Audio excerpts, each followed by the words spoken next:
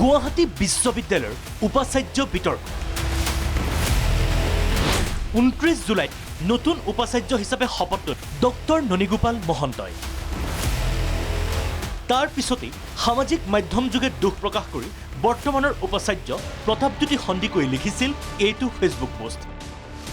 বৰ্তমানৰ উপাচাৰ্যৰ মতে 25 দিন কাৰ্যকাল থকাৰ আগেয়ে নিযুক্তি দিলে নতুন উপাচাৰ্য। সংবাদ মাধ্যমৰ সন্মুখতো প্ৰতাপজ্যোতি সন্দিকৈ প্ৰকাশ কৰিছে মনৰ দুখ।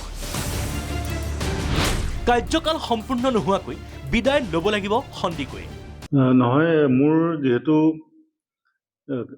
5 বছৰীয়া কাৰ্যকাল অহা 20 আগষ্টত শেষ হ'লহেঁতেন, 28 তাৰিখৰ দিনাই নতুন ভাইচ চেঞ্চেলৰৰ নাম যিহেতু ঘোষণা কৰা হৈছে, তেখেতে 29 তাৰিখে শপত গ্ৰহণো কৰিছে। গতিকে সেইকাৰণে সেইটো 25 দিনৰ আগতেই গোটেইখিনি হৈ গ'ল যিহেতু। আৰু শপত গ্ৰহণ কৰাৰ পিছত শপত গ্ৰহণ প্ৰক্ৰিয়াটো অৱশ্যে নতুনকৈ হৈছে, আগতে এনেকুৱা নাছিলে। শপত গ্ৰহণ অনুষ্ঠানটোত মই দেখিছোঁ আগতে, যিহেতু তাত তেওঁ দায়িত্বই লয় ইউনিভাৰ্চিটিখনৰ। আৰু তাত আহি পেলাই ফিজিকেলি কাৰ্যভাৰ লোৱা কথাটো থাকে বাৰু, কিন্তু হ'লেও সেইদিনাই আচলতে তেখেতে দায়িত্ব লোৱা নিচিনা এটা হৈ যায়। গতিকে সেইকাৰণে দেখিলোঁ যে মোৰ 25 দিন বাকী থাকোঁতে যেতিয়া এজন মানুহক নিযুক্তি দিছে বা তেখেতৰ নাম ঘোষণা কৰি তেখেতৰ শপত বাক্য পাঠ কৰোৱাইছে, সেইকাৰণে মই ভাবিছোঁ যে মোৰ যিখিনি কৰণীয় কাম আছে বা কেইটামান কাম থাকে, যদি পটককৈ এটা অফিচ এৰি যাব নোৱাৰি, সেইখিনি কাম শেষ কৰি যিমান সোনকালে পাৰোঁ মই তেখেতক দায়িত্বটো মই দিম। এই বাতৰি সম্প্ৰচাৰৰ পিছতেই সামাজিক মাধ্যম যোগে এই লৈ প্ৰতিক্ৰিয়া ব্যক্ত কৰিছে ৰাজ্যৰ শিক্ষামন্ত্ৰী ডাক্তৰ ৰণোজ পেগুৱে।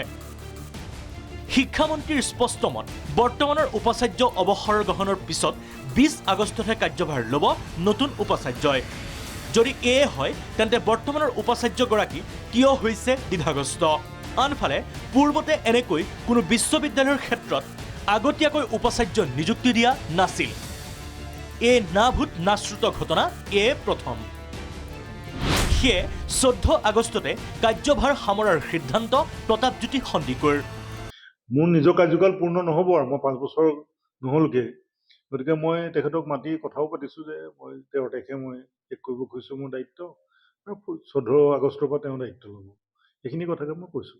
কিন্তু ঘটনা হৈছে এনেকুৱা যে, যিহেতু মই প্ৰয়োজনটো বুজি নাপালোঁ কি কাৰণে 25 দিনৰ আগতেই এটা নাম ঘোষণা কৰিব লাগে। এই কথাটো মোৰ কাৰণে অকণমান বুজিবলৈ জটিল হৈ থাকিল।